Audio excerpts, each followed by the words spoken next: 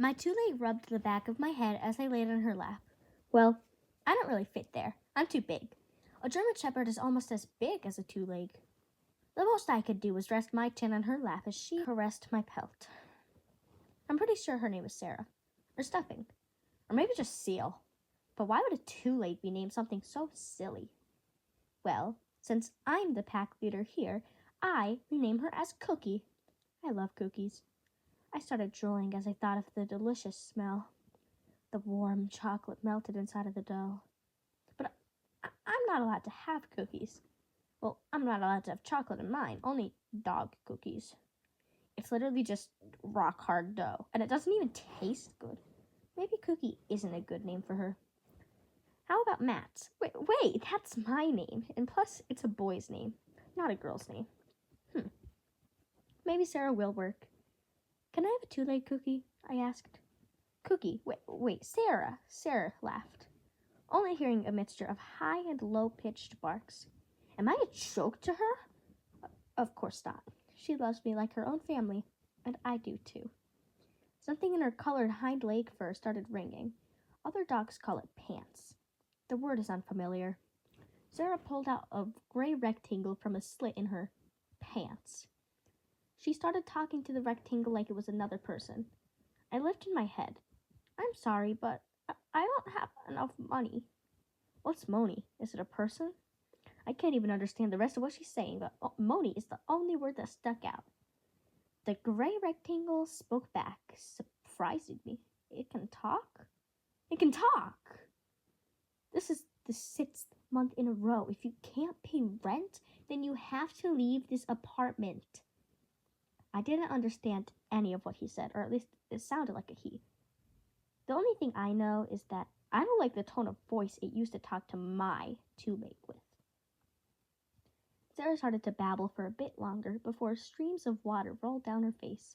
When no one was talking anymore, I rested my chin on her lap, only to stand up and lick her face. My two-leg was sad. There has to be something I can do to cheer her up.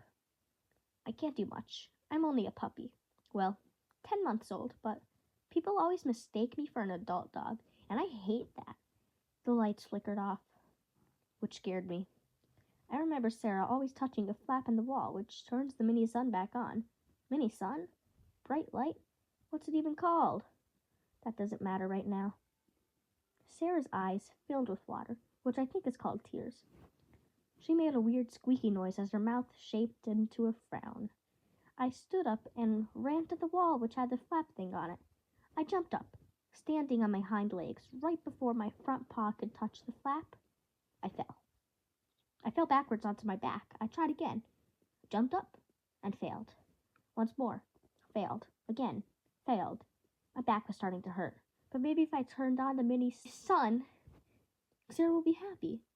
It's kind of weird to have a sun in the house. I thought the sun always stayed on, but ours didn't.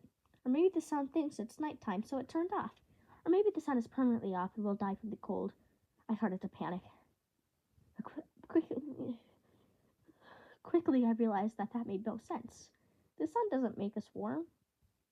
The gray box with lines does. Sarah calls it, a heater. And I guess that makes sense, because it gives off heat. But if that's the case, then what's the point of having the air vent? I shook my head. Now is not the time for this. I jumped up again, this time hitting the flap with my chin, but still no light. Sarah walked up to me.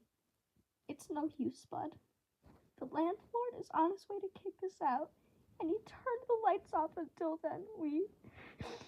She started crying again, probably because she knows I don't understand a word she's saying. We're gonna be homeless, Sarah squealed. I still don't know what she said, but I assume it's bad. Wait, did she say homeless? I know what the word home means, but wait, does that mean we'll get a new home? Wait, no. Homes are exciting. Like when I stepped on a bee and went to the vet. When Sarah said home, that's exciting. Then I got to go home and leave the vet. But Sarah is clearly upset now, so this homeless must be bad. Sarah sat down next to me on the cold, hard floor. I trotted around for a few minutes before deciding to sit next to her. I was very confused. I've always just called Sarah Mom because she is like a mom to me, and her mate, I call him by her real name. His real name, Paul. But every day he comes home with a new female scent on him. Part of me wants to just call him Moni, because Moni seems to be a bad thing, and Paul is bad. Maybe he's what's making Sarah so sad. Or maybe it's just the mini sun. Paul isn't here right now, probably with his other 10 mates. I bared my teeth and growled, even though I knew it wouldn't help with anything. Still, I growled anyways. I don't like Paul, but part of me wants him to be home right now, and I don't know why. I want to bite him.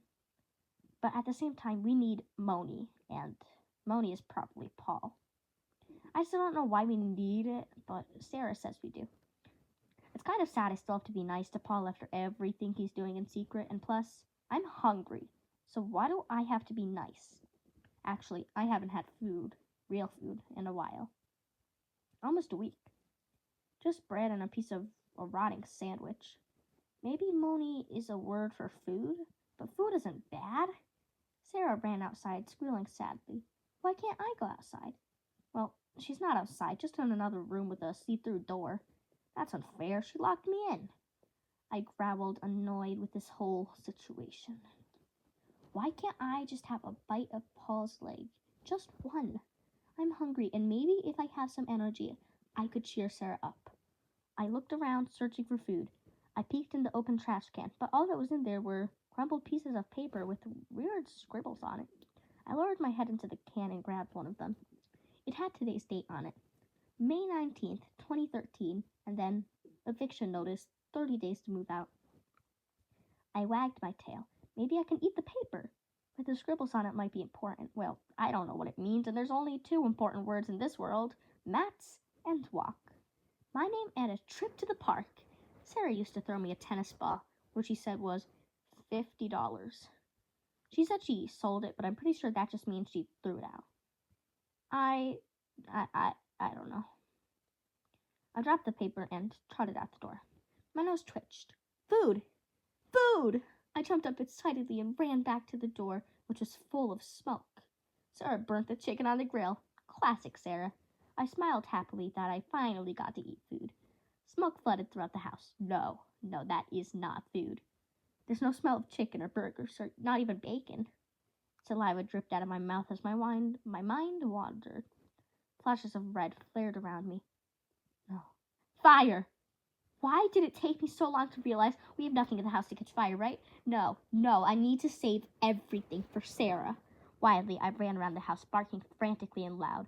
I grabbed my favorite toy, a brown moose with dirty white horns. I ran to the door where Sarah was outside, sleeping on a couch, while I was locked in. Wake up! I jumped on the door, trying to get to her, but all I did was accidentally lock the door by jumping. She's stuck. She's locked out, stuck with the fire. The smell was overwhelming, and the smoke turned black.